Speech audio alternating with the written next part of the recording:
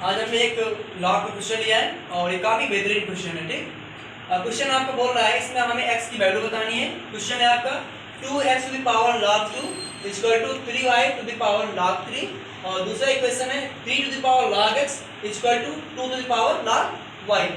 इसमें हर तरफ log और x और y दिख रहा है, कुछ समझ नहीं आ रहा है कि हम x की वैल्यू कैसे फाइंड आउट करेंगे। हमें ये बात समझनी है, यहाँ log y है और आपका y यहाँ भी है। ठीक, तो हम क्या कर सकते हैं, हम इसमें से y को किसी तरह से हटा सकते हैं। तो एक हम ऐसा करें कि किसी एक से वैल्यू निकालें y के, दूसरे में पुट कर दें और वहां से x की वैल्यू निकाल लें। तो हम सबसे पहले क्या करेंगे, हम एक काम करते हैं, हम लोग जो है इनको सॉल्व करते हैं। तो इसमें हम क्या करते हैं, लॉग लेते हैं। क्या करते हैं, इसमें लॉग लेते हैं और इसमें भी लॉग लेते हैं, वहां से वैल्यू हमारी y की आ जाएगी। तो हम पहले में लॉग लेते हैं। तो जब फर्स्ट में लॉग लेंगे तो क्या आएगा, फर्स्ट में लॉग लेंगे तो आएगा log 2 into log 2x, ln का मतलब होता है log बेस e, ये हो जाएगा आपका log 3 ln 3y, ये आएगा। और इसको आप चाहे तो ले सकते हैं log 3 into log 3 plus ln y, ये log y। ठीक, ये आया। तो यहाँ पर log y हमने बना लिया इसको। अगर मैं यहाँ भी log ले लूँ तो log y यहाँ से आएगा, उसको मैं पुट करूंगा यहाँ पर और इस प्रकार से मेरी पूरी की पूरी इक्वेशन कन्वर्ट हो जाएगी x में और फिर मैं उसको सॉल्व कर लूंगा। तो अपन लोग क्या करते हैं, इसको नाम देते हैं log 2 और ये हो जाएगा log 2x। इसको नाम देते हैं इक्वेशन नंबर फर्स्ट। और सेकेंड में भी हम लोग ऐसे ही करते हैं, log लेते हैं दोनों तरफ। तो log x into log 3 equal to log y into log 2। यहाँ से log y की वैल्यू क्या आएगी, यहाँ से आपकी log y की वैल्यू आएगी log x log 3y log 2, ये आपकी वैल्यू आएगी log y की। अब इस वैल्यू को मैं पुट करूंगा यहाँ पर, वैल्यू क्या है log x into log y upon log 2। मैं इस वैल्यू को पुट करता हूँ यहाँ पर, तो क्या होगा, अगर मैं यहाँ पर वैल्यू पुट कर दूंगा तो मेरा आएगा log 2 into log 2x equal to log 3 और ये क्या है log 3, इसको हम log 3 प्लस log y, इसकी वैल्यू मुझे पुट करनी है। तो क्या आएगा ln x log x log 3 upon log 2, तो आएगा log x log 3 upon log 2। ठीक, log 3 कॉमन आप बाहर साइड ले लीजिए, ये आएगा log 2 log 2x।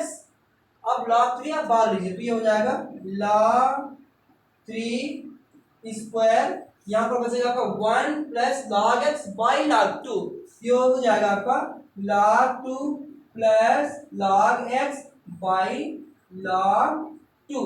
ये आएगा कि नहीं आएगा। अब आपके पास property log m plus log n equal to log m into n, ये हो जाएगा log 2x, ये हो जाएगा log 2x।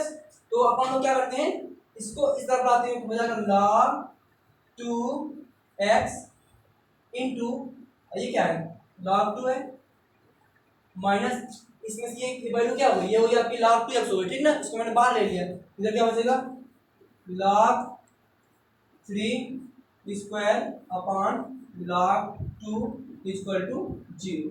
सारा कुछ मैंने इधर ले आया और log 2 इसको कॉमन ले लिया। अब बोल रहा है कि ये सारा इक्वल टू 0 है। आपको पता है कि log 2 की वैल्यू कुछ ना कुछ होती है, log 3 और log 2 की वैल्यू भी कुछ ना कुछ होती है, और ये वैल्यू 0 होने वाली नहीं है। आप चाहे तो सॉल्व करके इसको देख भी सकते हैं, ये 0 होने वाला नहीं है। अब ये 0 नहीं है, इसका मतलब इसको 0 होना पड़ेगा, ln 2x को 0 होना पड़ेगा। अब हम लोग क्या करेंगे, ln 2x को कर देंगे 0 और ये क्या होता है 2x equal to e to the power 0 which is 1। x की वैल्यू क्या आ जाएगी आपकी 1/2, x की वैल्यू क्या आ जाएगी आपकी 1/2।